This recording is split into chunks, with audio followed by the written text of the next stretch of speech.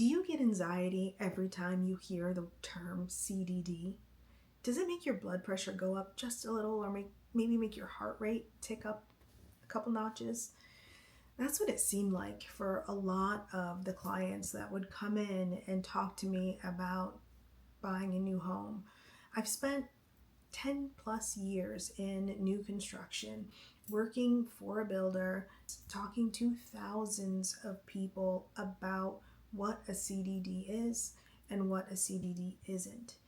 So my goal for today's video is to give you a clear understanding of what a CDD is and set you up for success before you even step foot into the sales office. And if you're actively searching for or comparing new communities right now, then I've taken all of my knowledge and put it into an HOA and CDD guide and given you every tool that I could think of that would help you in your journey. That link is in the description down below. So a CDD stands for a Community Development District. It's a bond. When the developer lays the roads for the community, the infrastructure for the community, the amenities for the community, the walking trails if you have them in your community, that costs something.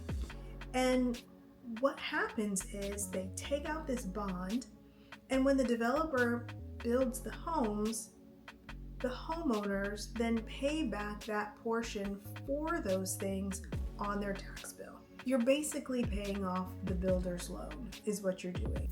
If you're in a community without a CDD, it doesn't necessarily mean that you're not also paying back that loan. It just means that the cost of that loan was already built into your purchase price. So you don't even see it. You just think, oh, that's the builder's price for the home. You are paying it back, just in a different way. So what does a CDD typically cost? Well, a CDD goes on top of your tax bill. You have your taxes. On top of that, you have your CDD. That CDD can run you $1,200 a year, upwards to over $5,000 a year. Same county, sometimes even the same community. If you want a lifestyle to where you have all of the amenities at your fingertips, you have the restaurants, you don't ever have to leave to go anywhere, then that comes with a cost, right? Now, on a home that does have a CDD, there are two portions to a CDD that are really important to know the distinction. The first portion, that bond that I told you about, that's gonna stay with the home anywhere from 18 to 30 years. You're going to be paying that. Then the second portion of a CDD is called the operation and maintenance, or O&M. That's the part that never goes away. That's the part that can go up yearly, depending on budgets with the county or sometimes the city.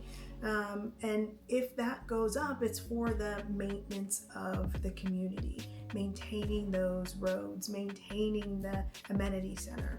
So two portions to a CDD. The bond, that'll stick with the home for 18 to 30 years and then drop off, and you're left with the O&M, the operation and maintenance.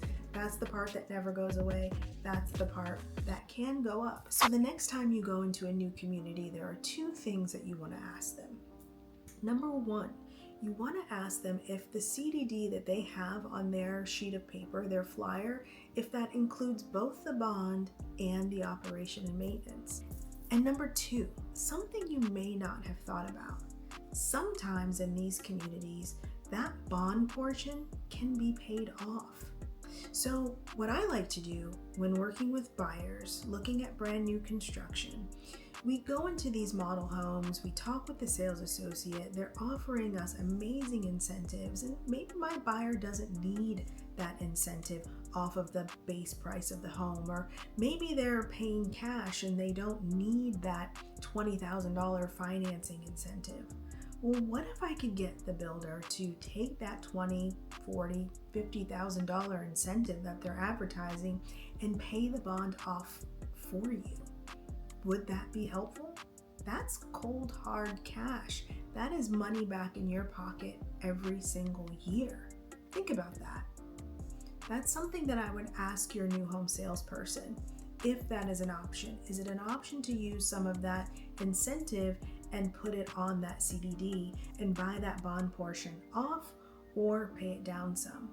So in that guide that I mentioned earlier, I have more tools, more resources available for you, more questions to ask the salespeople when you go into the new home community so that you don't miss anything and you are educated. If you got value out of today's video and you want to have a one-on-one conversation with me or with Lucky, we're happy to walk you through the process of looking at new construction, understanding new construction, because an educated buyer really is a better buyer. So thanks so much for watching, guys. Catch you in the next video. Bye.